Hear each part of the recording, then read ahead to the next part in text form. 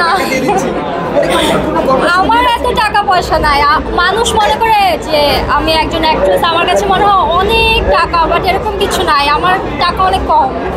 আজকে আমি একটা অ্যাওয়ার্ডের জন্য নমিনেশন পেয়েছি, আমার খুবই ভালো লাগছে। আমি এখনো ভিতরে যেতে পারিনি, আপনাদের সাথে কথা বলার জন্য আমি এখনো আমার অ্যাওয়ার্ডটা নেইনি। ওর জন্য একটা ওটিটি একটা ওয়েব ফিল্ম করেছি, নাম হচ্ছে টাকার মেশিন। সো এটা সুন বঙ্গতে আসবে। আমি না এত কঠিন কঠিন কোয়েশ্চেনে আনসার করতে পারি না, আমাকে একটু সহজ প্রশ্ন করতে হবে।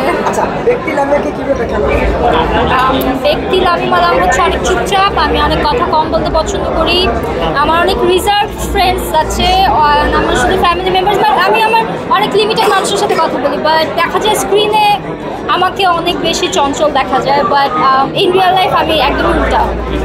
স্ক্রিনে কতবার প্রেম করছো? অগণিত।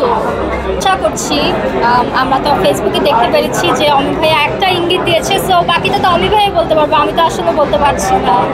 যেহেতু আপনি বললেন যে আপনি টাকা পয়সা চাই, সেহেতু আপনি জীবন সঙ্গী হিসেবে টাকাওয়ালা কাউকে খুঁজবেন?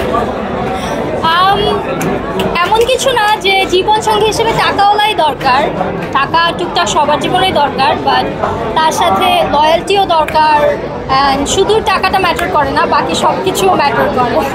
কিছু মনে হয় যে ইদানিং নাটকের নামগুলো একটু অদ্ভুত হয়, তো এটা তো আসলে আমাদের হাতে থাকে না। অনেক সময় এমন হয় যে আমরা স্ক্রিপ্ট করে অ্যাক্টিং করি, তখন পর্যন্ত আমরা জানি না যে নাটকের অ্যাকচুয়াল টাইটেল কী হবে।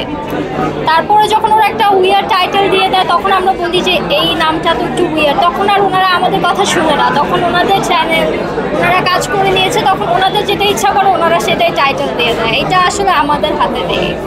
হচ্ছে মানুষ হিসেবে অনেকটা আমরা আমি বলবো যে আমরা অনেক গাধা, বিকজ আমরা অনলাইনে যেটা দেখি আমরা সেটাই বিশ্বাস করি।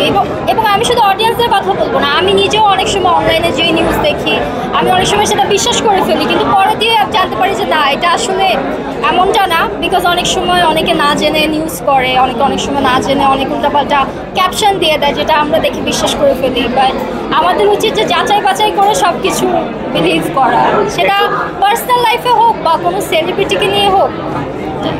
গণমাধ্যম কর্মীরা দায়ী।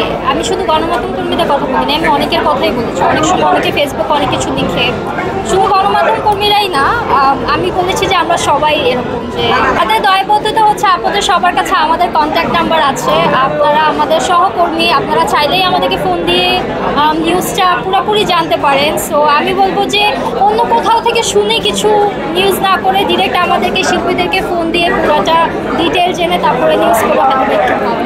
হাউস সুইটে হয়তো বা আমাকে দেখা যাচ্ছে না, কিন্তু হাউস সুইটের স্টোরিটা অনেক বেশি সুইট।